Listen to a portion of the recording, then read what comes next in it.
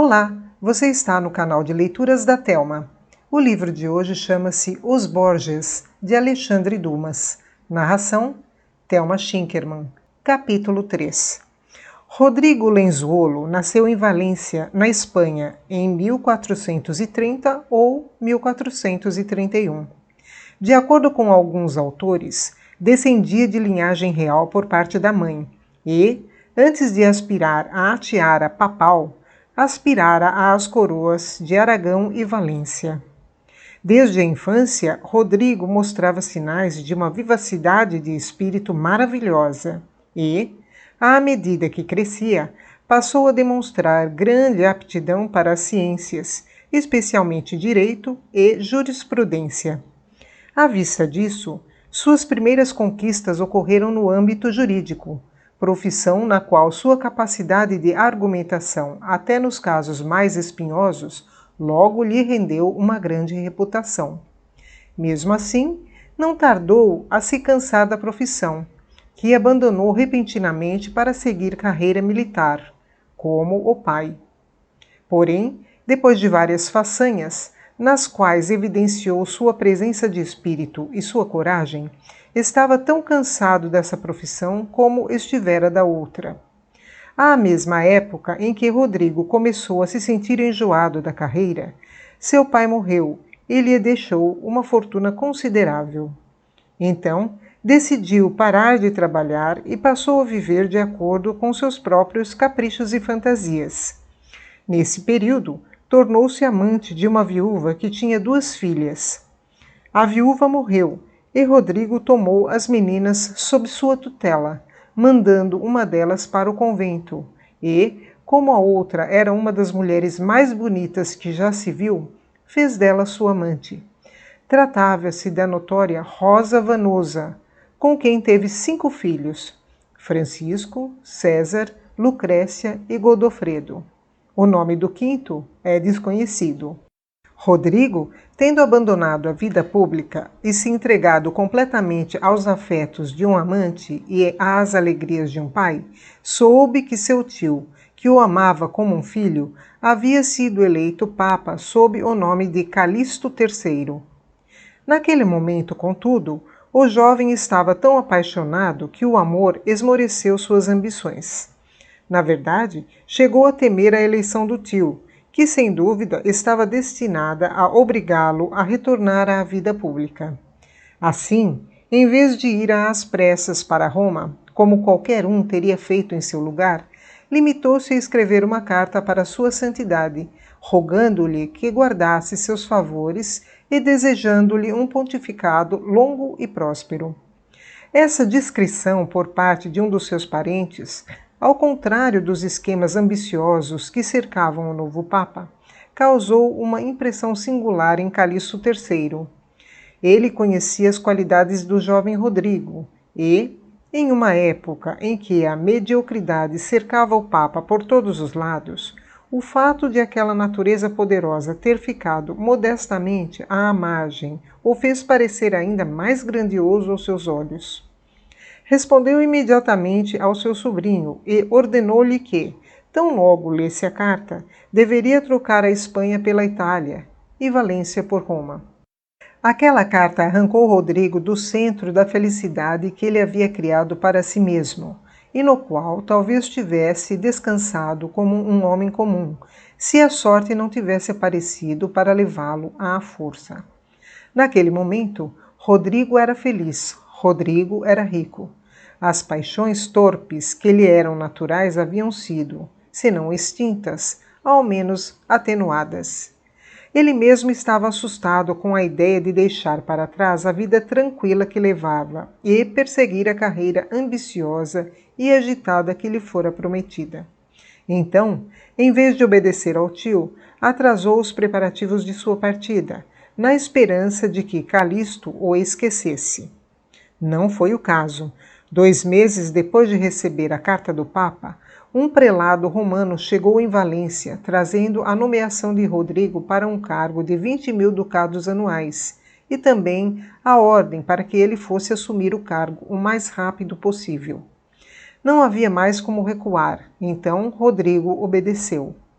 Porém, como não queria abrir mão da fonte que lhe rendera 8 anos de felicidade, Rosa Vanosa partiu por conta própria e, enquanto ele ia a Roma, ela foi a Veneza, acompanhada de 2 criados de confiança e sob a proteção de um cavalheiro espanhol chamado Manuel Melchiori. A sorte cumpriu as promessas que fizera a Rodrigo. O Papa o recebeu como filho e o nomeou, sucessivamente, arcebispo de Valência, cardeal diácono e vice-chanceler. A todos esses privilégios, Calixto acrescentou uma renda de 20.000 ducados, de modo que, com apenas 35 anos de idade, Rodrigo se equiparava a um príncipe em riqueza e poder. Rodrigo relutara em aceitar o cardinalato, que o mantinha preso em Roma, e teria preferido ser nomeado general da Igreja, um cargo que teria lhe conferido mais liberdade para visitar a amante e a família. Seu tio Calixto, no entanto, o fez vislumbrar a possibilidade de tornar-se seu sucessor algum dia. A ideia de que poderia se tornar o chefe supremo dos reis, das nações e do cristianismo se apoderou de Rodrigo de tal modo que, a partir daquele momento, não tinha mais nenhum objetivo em vista senão aquele que o seu tio lhe estendera diante dos olhos. Daquele dia em diante, começou a brotar no jovem cardeal aquele talento para a hipocrisia que fez dele a mais pura encarnação do mal que talvez já tenha pisado na face da terra. Rodrigo já não era o mesmo. Trazia nos lábios palavras de arrependimento e humildade. Mantinha a cabeça baixa, como se carregasse nos ombros o peso de seus pecados de outrora. Desprezava as riquezas que havia adquirido e que, segundo ele, eram os bens dos pobres e a eles deveriam retornar. Ele passou seus dias visitando igrejas, mosteiros e hospitais, conquistando, segundo contam os historiadores, mesmo aos olhos de seus inimigos, a reputação de Salomão por sua sabedoria, de Jó por sua paciência e de Moisés por seus esforços em propagar a palavra de Deus. Rosa Vanosa era a única pessoa no mundo capaz de enxergar as motivações por trás da mudança operada naquele piedoso cardeal. Foi um golpe de sorte para Rodrigo ter assumido essa imagem pública de piedade, pois seu protetor morreu após um reinado de 3 anos, 3 meses e 19 dias. A partir desse momento, ele passou a ser apoiado exclusivamente por seus próprios méritos contra os inimigos números que a fortuna rápida lhe trouxera. Assim, durante todo o reinado de Pio II, ele permaneceu recluso da vida pública e só reapareceu durante o pontificado de Sisto IV, que lhe deu a abadia de Subiaco e o enviou, na qualidade de embaixador, aos reis de Aragão e de Portugal. Ao retornar, o que aconteceu durante o pontificado de Inocêncio VIII, Rodrigo decidiu que já estava na hora de sua família juntar-se a ele em Roma.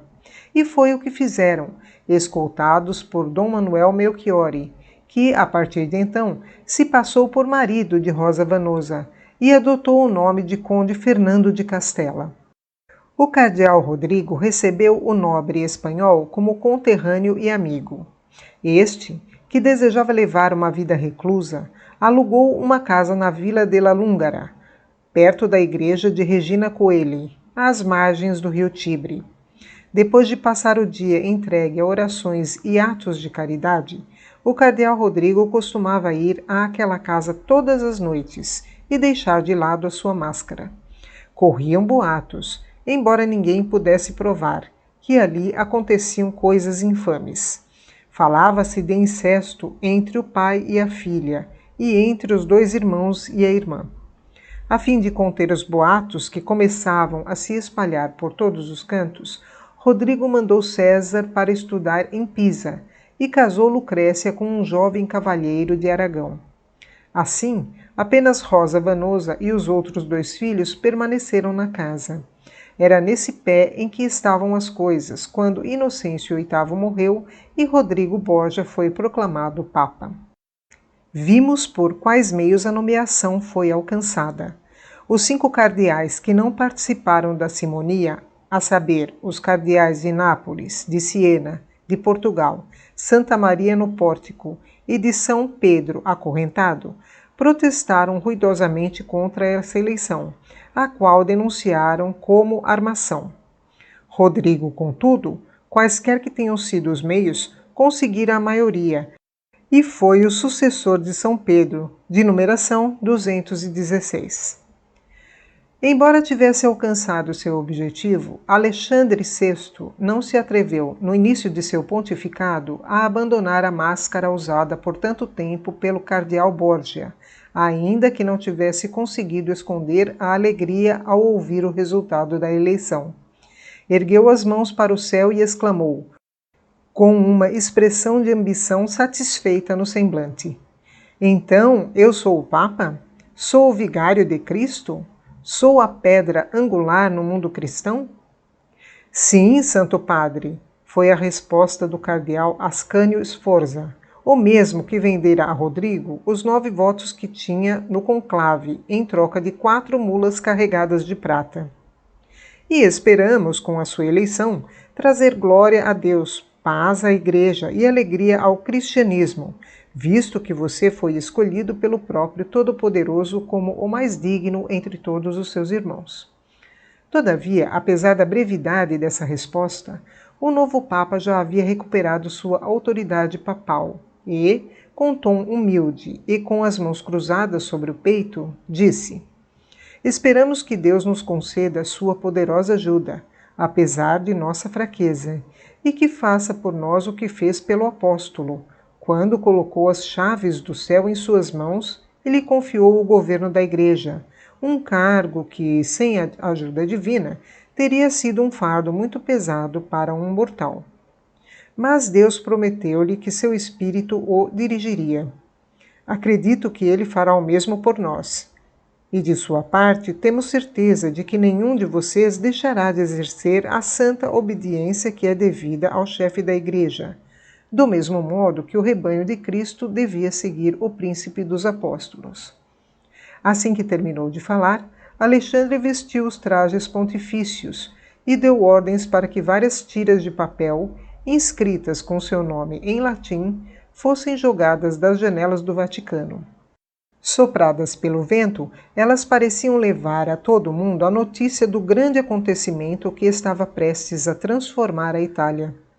No mesmo dia, estafetas foram mandadas para todas as cortes da Europa. César Borgia soube da notícia da eleição do pai enquanto estava na Universidade de Pisa, onde estudava. Embora sua ambição por vezes o tivesse feito sonhar com tamanha sorte, sua alegria beirava a loucura. À época, era um jovem que devia ter entre 22 e 24 anos, com aptidão para todos os tipos de exercícios físicos, especialmente para a esgrima.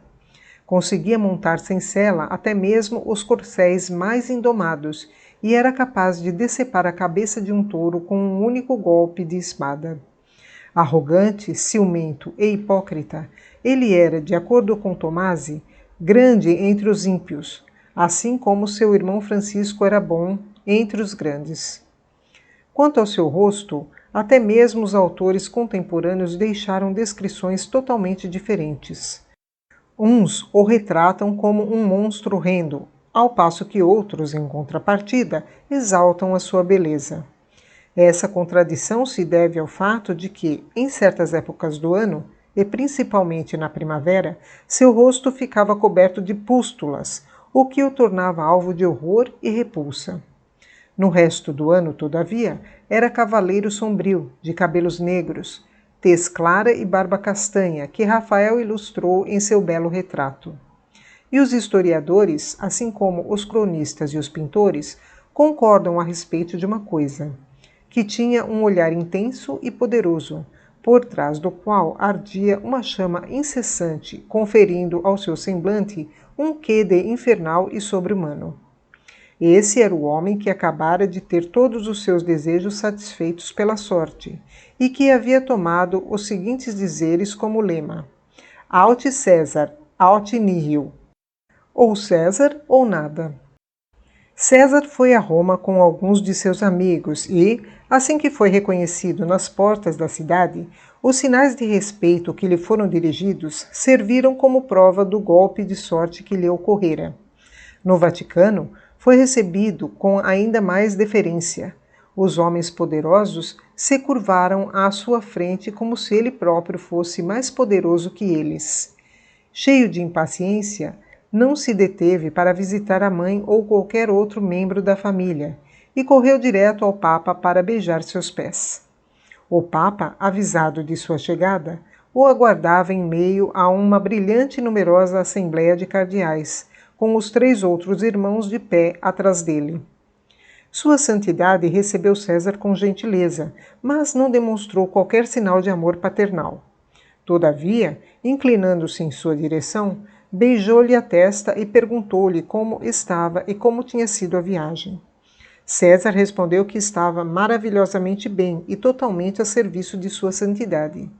Disse ainda que os pequenos incômodos, que o leve cansaço da viagem foram mais do que compensados pela alegria que sentia por poder adorar, no trono papal, aquele que tanto o merecia.